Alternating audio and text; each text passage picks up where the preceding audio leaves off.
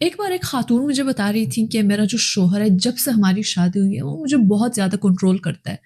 Even میں جب اپنے امی کے گھر جاتی ہوں وہ بار بار مجھے پوچھنا پڑتا ہے، اور جب ادھر جاتی ہوں بار بار کال کرتا ہے، کدھر ہو، کیا کر رہی ہو، کس کے ساتھ بیٹھی ہو،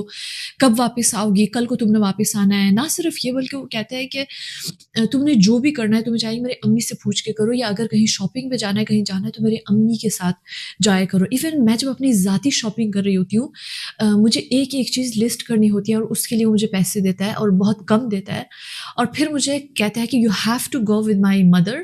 اور جو بھی شاپنگ کرنی ہے وہ میری امی کو ادھر ہونا ہوگا، لازمی ہوگا۔ تو انہوں نے کہا کہ 6 سال ہو گیا مجھے اس زندگی میں، لیکن حالانکہ میرے بچے بھی ہیں، لیکن میں اس لائف سے باہر نکلنا چاہتی ہوں،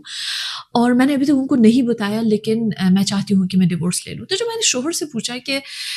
مطلب اکیلے میں نے شوہر کو بلایا کہ آپ اتنا کنٹرول کیوں کرتے ہیں اپنی بیوی کو؟ انہوں نے کہا کہ آپ کو نہیں پتہ ان باتوں کا،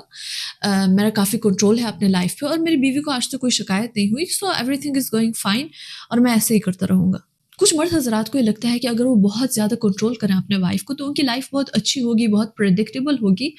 اور ان کی بیوی بھی جو ہے آرام سے رہے گی اور اس کو کوئی شکایت نہیں ہوگی۔ حالانکہ اگر ایک بیوی شکایت نہیں کر رہی تو مے بی ایک پریشر کوکر کی طرح وہ جو آپ نے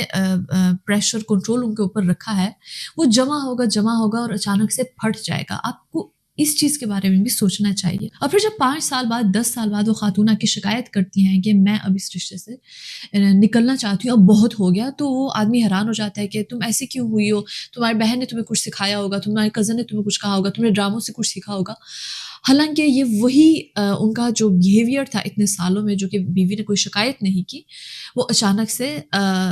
نظر آتا ہے۔ یا آپ یاد رکھیں کہ آپ کی بیوی جتنی انڈیپینڈنٹ ہوگی اتنا اس میں کانفیڈنس ہوگا، اور ایک کانفیڈنٹ بیوی جو کہ اپنے شوہر سے راضی ہے، اپنی زندگی سے راضی ہے، اس کی جو مینٹل ہیلتھ ہے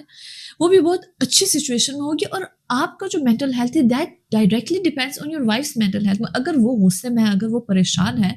تو وہ آپ کو بھی خوش نہیں رکھ سکے گی۔